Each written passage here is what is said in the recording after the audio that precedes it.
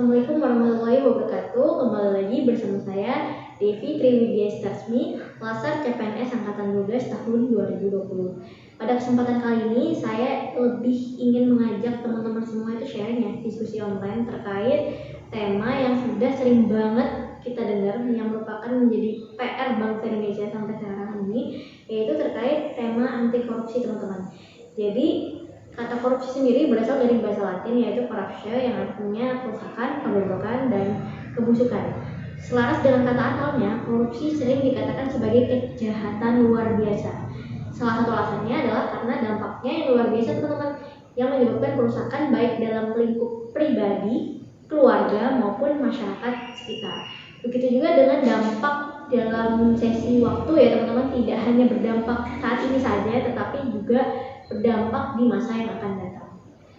Oleh karena itu, KPK bersama dengan para pakar telah melakukan identifikasi nilai-nilai dasar anti korupsi dan dihasilkan sebanyak 9 nilai anti korupsi. Jadi diharapkan seorang ASN itu, atau mungkin untuk seluruh lapisan masyarakat juga ya, harus menerapkan 9 dasar ini di dalam dirinya agar menjadi anti korupsi. Apa itu?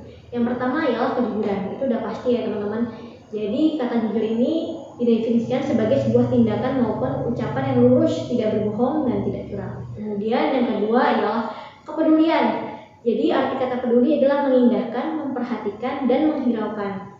Rasa kepedulian dapat dilakukan terhadap lingkungan sekitar. Jadi kalau kita peka atau peduli terhadap sekitar, pasti kita akan menjadi anti korupsi karena kita peduli terhadap sesama.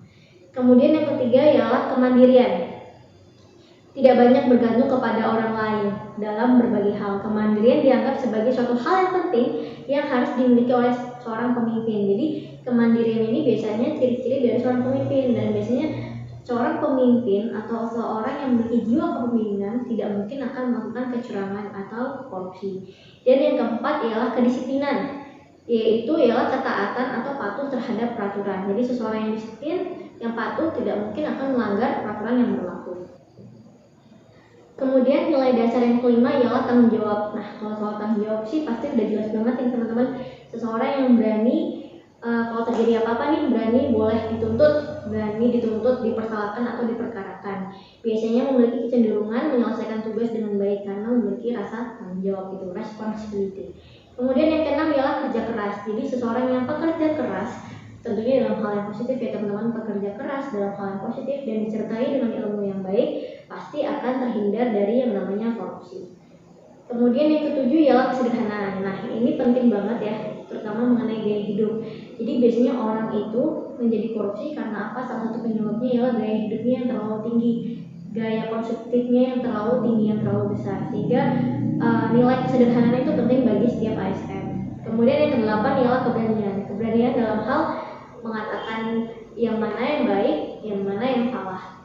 Jadi tindakan yang baik yang mana, tindakan salah yang mana. Pasti seorang yang memiliki keberanian seperti itu tidak akan terjerumus ke dalam korupsi.